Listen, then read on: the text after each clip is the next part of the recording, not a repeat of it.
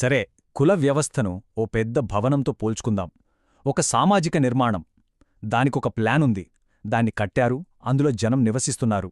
ఈరోజు మన విశ్లేషణలో ఈ భవనం పునాదులేంటో, చరిత్రలో దాన్ని మార్చేసిన శక్తులేంటో, ఇప్పుడు ఈ ఆధునిక ప్రపంచంలో దాని రూపం ఎలా ఉందో పరిశీలిద్దాం. నిజంగా ఇది చాలా పెద్ద ప్రశ్న కదండి.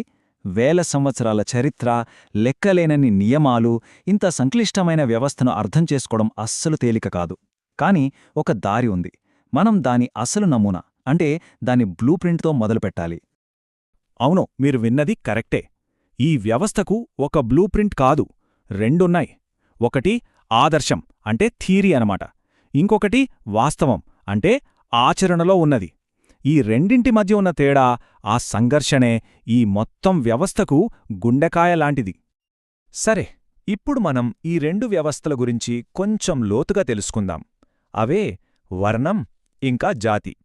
ఈ రెండు పదాల్ని చాలాసార్లు ఒకదాని బదులు ఒకటి వాడేస్తుంటారు, కాని వాటి అర్థాలు చాలా వేరు. వర్ణం అనేది ఒక పెద్ద సైద్ధాంతిక బ్లూ ప్రింట్ అనుకోండి. సమాజాన్ని స్థూలంగా 4 భాగాలుగా విభజించే ఒక ఫ్రేమ్వర్క్.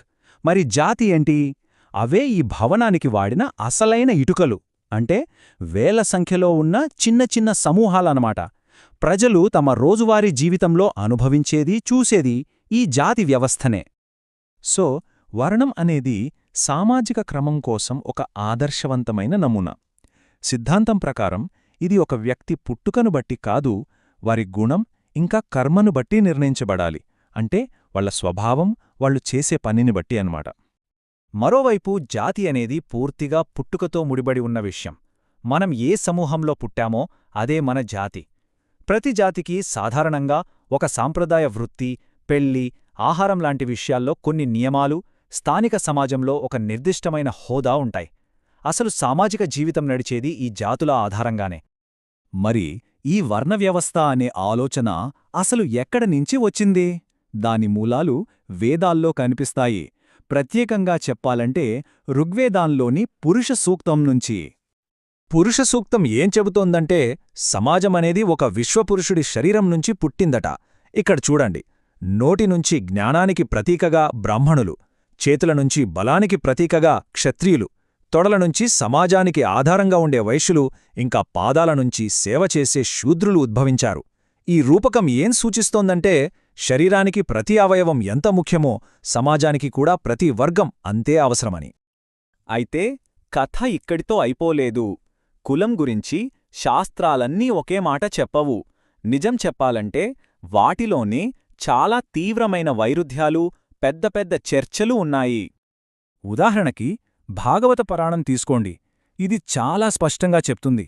ఒక వ్యక్తిలో బ్రాహ్మణుడి లక్షణాలు కనిపిస్తే అతను వేరే వర్గంలో పుట్టినా సరే ఆ లక్షణాలను బట్టే అతన్ని బ్రాహ్మణుడిగా అంగీకరించాలి అని.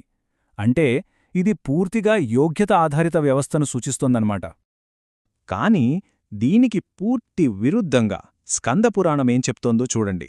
ఇది పుట్టుక ఆధారిత కఠినమైన నియమాలను, ఆచార పవిత్రతను, చాలా కఠినమైన విభజనను సమర్థిస్తుంది. ఈ రెండు అభిప్రాయాల మధ్య ఎంత తేడా ఉందో చూశారా? ఈ చర్చలో మహాభారతం కూడా తన వాదన వినిపించింది. ప్రసిద్ధ యక్షప్రశ్నల ఘట్టంలో యుధిష్ఠిరుడు చాలా స్పష్టంగా చెప్తాడు, పుట్టుక కాదు, శీలం అంటే మంచి ప్రవర్తనే బ్రాహ్మణత్వాన్ని నిర్ణయిస్తుందని. ఇది కూడా మళ్లీ యోగ్యతకే ప్రాధాన్యత ఇస్తుంది. సో, ఇక్కడ మనం అర్థం చేసుకోవాల్సిన ముఖ్య విషయమేంటంటే, కులంపై శాస్త్రాల్లో ఒకే అభిప్రాయం లేదు. కొన్ని గ్రంథాలు గుణానికి ప్రాధాన్యత ఇస్తే, కొన్ని భక్తికి, మరికొన్ని పుట్టుకకు, విధికి ప్రాధాన్యత ఇస్తాయి. ఈ వైవిధ్యమే ఈ వ్యవస్థ ఎంత సంక్లిష్టమైనదో మనకు చూపిస్తుంది. ఇక్కడ ఈ పట్టికలో ఈ విభిన్న దృక్కోణాలను మనం క్లుప్తంగా చూడొచ్చు. ఇప్పుడు ఈ వ్యవస్థ చరిత్రలో ఒక పెద్ద మలుపు వచ్చింది. అదే బ్రిటిష్ వలస పాలన.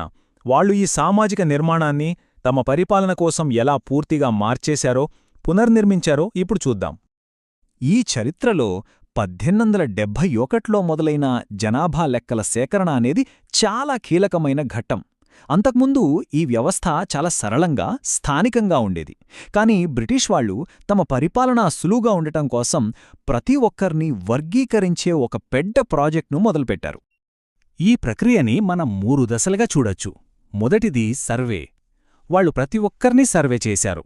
రెండోది వర్గీకరణ. ప్రతి వ్యక్తికి ఒక నిర్దిష్టమైన కులమని లేబుల్ వేశారు. చివరిగా క్రోడీకరణ. ఈ వర్గీకరణను చట్టపరంగా మార్చేశారు. దీని ఫలితంగా అంతకుముందు కొంత సరళంగా ఉన్న సామాజిక సరిహద్దులు రాతిలా గట్టిపడిపోయాయి. పండితులు చెప్పినట్లే ఈ ప్రక్రియ యొక్క అంతిమ ఫలితమేంటంటే కులం మునుపెన్నడూ లేనంతగా దృఢంగా సర్వవ్యాపకంగా మారింది. బ్రిటిష్ వాళ్ళు దీన్ని భారత సమాజాన్ని నియంత్రించడానికి ఒక శక్తివంతమైన సాధనంగా మార్చేశారు. అయితే భారతీయ కుల వ్యవస్థ చాలా రకాలుగా ప్రత్యేకమైనదే కావచ్చు కాని సమాజంలో ఇలాంటి హెచ్చుతగ్గులు అంటే సోపాన క్రమాలు కేవలం భారతదేశానికే పరిమితమా? ఒక్కసారి ఈ విషయాన్ని ప్రపంచవ్యాప్తంగా చూద్దాం. నిజానికి ప్రపంచవ్యాప్తంగా ఇలాంటి వ్యవస్థలున్నాయి. జపాన్లో బురాకుమెన్, మధ్యయుగ ఐరోపాలో ఫ్యూడల్ వ్యవస్థ, ఇండోనేషియాలోని బాలీలో ఇంకా నేపాల్లో కూడా పుట్టుక ఆధారిత సామాజిక విభజనలు కనిపిస్తాయి. దీన్ని బట్టి మనకర్థమయ్యేదేంటంటే కుల వ్యవస్థ అనేది విస్తృత అర్థంలో సమాజంలో హెచ్చుతగ్గులను సృష్టించే ఒక పెద్ద మానవ దృగ్విషయంలో భాగం. ఇక ఆధునిక భారతదేశంలో అయితే కులం పాత్ర పూర్తిగా మారిపోయింది. ఇది కేవలమొక ఆచారపరమైన హెచ్చుతగ్గుల వ్యవస్థ కాదు. ఎన్నికల దగ్గర్నుంచి సామాజిక విధానాల వరకు ప్రతీదాన్ని ప్రభావితం చేసే ఒక శక్తివంతమైన రాజకీయ గుర్తింపుగా మారింది. సరే, ఈ విశ్లేషణను ఒక ప్రశ్నతో ముగిద్దాం. ఒక సామాజిక నిర్మాణాన్ని కాలక్రమేణా మార్చడం, పునర్నిర్మించడం సాధ్యమే అయితే దాని భవిష్యత్తును డిజైన్ చేసేది ఎవరు? ఆ అధికారం ఎవరికి ఉండాలి? ఇది మనందరం ఆలోచించాల్సిన ప్రశ్న.